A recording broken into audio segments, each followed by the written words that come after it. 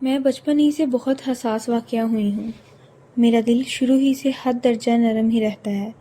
کسی کو غمگین دیکھتی ہوں تو خود بھی بہت اداس ہو جاتی ہوں، چاہے وہ کوئی فلمی سین یا ٹی وی کا ڈرامہ ہی کیوں نہ ہو، بلکہ بعض دفعہ تو میری ہچکی بند ہو جاتی ہے، اور اپنی اسی کمزوری سے میں نے بارہا نقصان ہی اٹھایا ہے۔ مجھے اچھی طرح سے یاد ہے کہ جب میں 5ویں کلاس کی طالب علم تھی تو ہمارے گھر ایک بہت ہی لاغر اور ضعیف سے بابا جی آتے تھے۔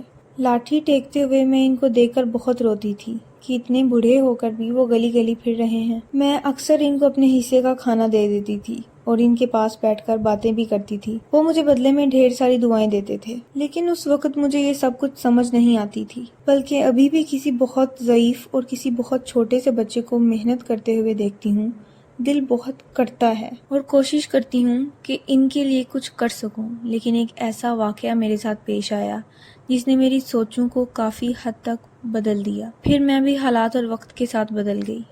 جو کچھ میرے ساتھ ہوا وہ قارئین کی نظر ہے، پھر آپ فیصلہ کیجیے گا کہ کیا اب میں صحیح ہوں یا غلط۔ ہوا یوں کہ مجھے کچھ شاپنگ کرنی تھی، اپنے لیے، امی کے لیے اور اپنے بچوں کے لیے۔ میرا 5 سالہ بیٹا بہت دنوں سے سائیکل کے لیے ضد کر رہا تھا۔ میں نے سوچا چلو آج میں سارے کام نپٹا دیتی ہوں۔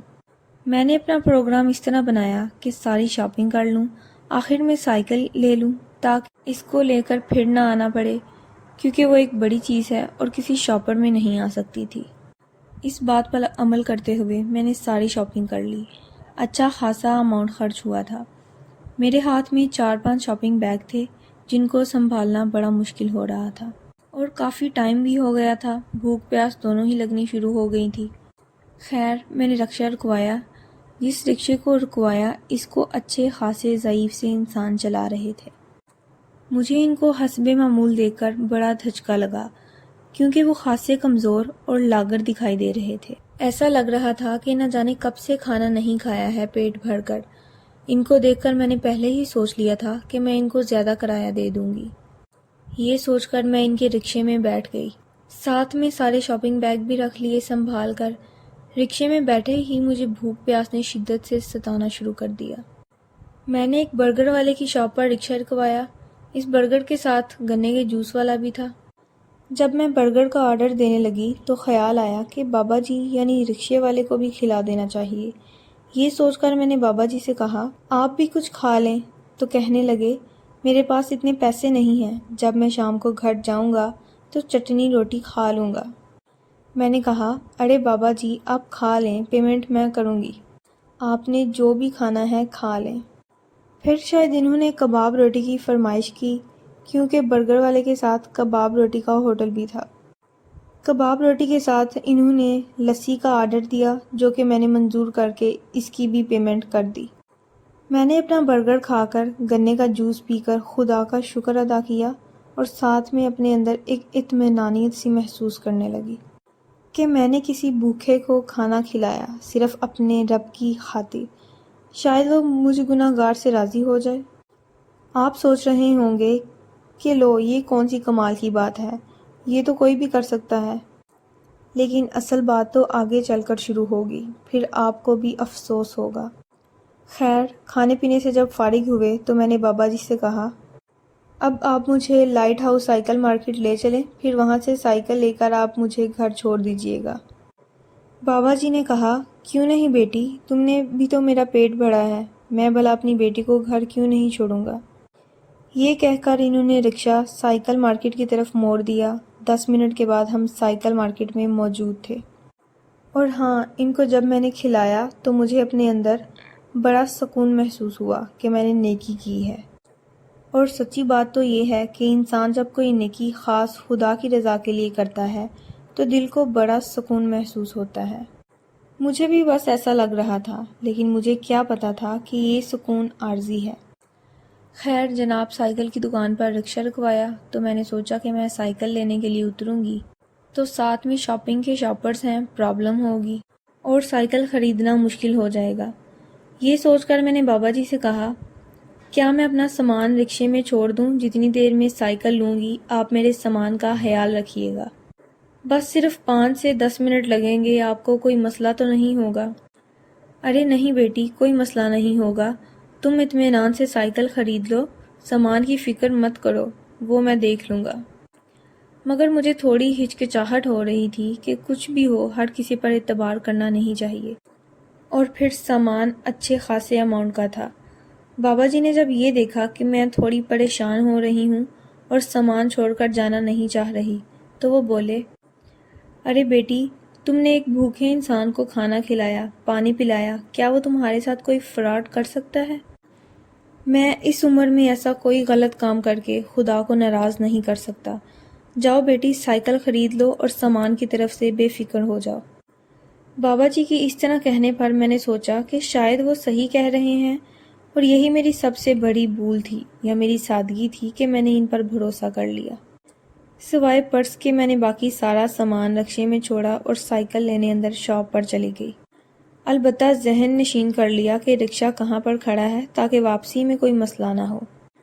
خیر، میں نے 10 منٹ کے اندر اندر سائیکل خریدی اور بہت خوشی تھی کہ اپنے پیارے سے بیٹے کی خواہش پوری کر دی۔ زیادہ بڑی سائیکل نہیں تھی، خود ہی ہاتھ میں پکڑ کر دکان سے باہر آئی اور تھوڑا سا چل کر جب نظریں دوڑائیں تو رکشہ نظر نہ آیا۔ میں نے سوچا کہ شاید میں جگہ بھول گئی ہوں۔ پھر میں نے چاروں جانب نظروں کو دوڑایا، لیکن مجھے میرا مطلوبہ رکشہ نظر نہ آیا۔ میں تھوڑا اور آگے کی طرف بڑھی اور رکشے کو ڈھونڈنا شروع کیا۔ رکشے تو وہاں بہت سارے تھے، لیکن میرا والا رکشہ تو نظر ہی نہیں آ رہا تھا۔ میں نے دوبارہ اس علاقے کو اچھی طرح سے دیکھا، لیکن وہ موصوف وہاں سے غائب ہو چکے تھے۔ 5-6 دفعہ میں نے ڈھونڈا، آس پاس کے لوگوں سے پوچھا، دکان والوں سے بھی رابطہ کیا، لیکن وہ بابا جی رکشے سمیت غائب ہو چکے تھے، اور پھر ہر کوئی وہاں پر اتنا مصروف تھا کہ کسی نے کوئی خاص توجہ ہی نہ دی۔ میرا دل اس وقت ایسے دھڑک رہا تھا جیسے کہ باہر ہی نکل آئے گا۔ مجھے یقین ہی نہیں آ رہا تھا کہ ایسا بھی ہو سکتا ہے۔ کیا اتنی جلدی کسی کی نیت خراب ہو سکتی ہے؟ کیا کوئی بھی ارادے اتنے ڈرامائی انداز میں بدل سکتا ہے؟ وہ بھی ایک بوڑھا اور کمزور سا لاغر شخص۔ کیا دھوکہ دیا اس شخص نے؟ میری آنکھیں آنسوؤں سے بھر گئیں۔ ایک ہاتھ میں میرا پرس اور دوسرے میں سائیکل پکڑے میں اس وقت حیرت زدہ کھڑی ہوئی تھی۔ میں پھر بھی وہاں پر تقریباً 1 گھنٹے تک رہی اور بار بار ادھر ادھر دوڑتی رہی کہ شاید وہ کہیں سے نمودار ہو جائے۔ یہ دیکھ کر کچھ لوگ میری طرف آئے اور کہا، محترمہ، غلطی آپ کی ہے، آپ نے اپنا سامان اس طرح سے کیوں چھوڑا، کیوں اتنا اعتبار کیا؟ کیا آپ کو پتہ نہیں ہے یہ دنیا دھوکے بازوں سے بھری پڑی ہے؟ مال و دولت دیکھ کر تو اپنے بھی آنکھیں پھیر لیتے ہیں، وہ تو پھر ایک غیر شخص تھا۔ مجھے اس وقت ایسا لگ رہا تھا کہ میں جنگل بیاباں میں کھڑی ہوں اور میری چاروں طرف اعتبار و اعتماد کی کرچیاں بکھری پڑی ہوں۔ مجھے اپنے سامان کا اتنا افسوس نہیں ہو رہا تھا جتنا افسوس اس بات کا ہو رہا تھا کہ میں نے کتنے خلوص سے ان کا خیال رکھا اور انہوں نے اس کا مان بھی نہ رکھا۔ خدا نہ خواستہ میں نے ان پر کوئی احسان نہیں کیا تھا، کھانا کھلا کر یہ تو خدا کی طرف سے وسیلہ بنتا ہے، لیکن بندے کو اتنا احساس تو ہونا چاہیے کہ ابھی جو شخص میرے ساتھ اتنا مخلص ہے کم از کم اس کا تھوڑا خیال تو رکھ لیں۔ لیکن شاید انہوں نے میرے خلوص کا مذاق اڑایا تھا۔ یقین کریں میں نے بھرپور خلوص و چاہت کے ساتھ ان کی ضعیفی کا خیال کیا تھا، اور انہوں نے کس طرح سے مجھے جل دے کر بے اعتباری کی دیوار کھڑی کر دی تھی۔ میرا مان ایک چھناکے کے ساتھ زمین بوس ہو گیا۔ میرے قدم ایک دم سے بہت بھاری ہو گئے، دل ڈوب سا گیا۔ ڈھیلے ہاتھ پیروں کے ساتھ دوسرا رکشہ رکوایا اور بہت ہی روحان سے انداز کے ساتھ رکشے میں سوار ہو گئی۔ چہرہ بالکل زرد سا ہو گیا، سوچ سوچ کر دماغ شل سا ہو گیا۔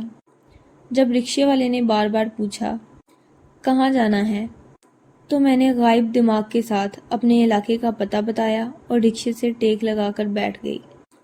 بار بار آنکھوں سے آنسو گرتے رہے، سارے راستے آنسوؤں کو خشک کرتی رہی جو کہ رک ہی نہیں رہے تھے۔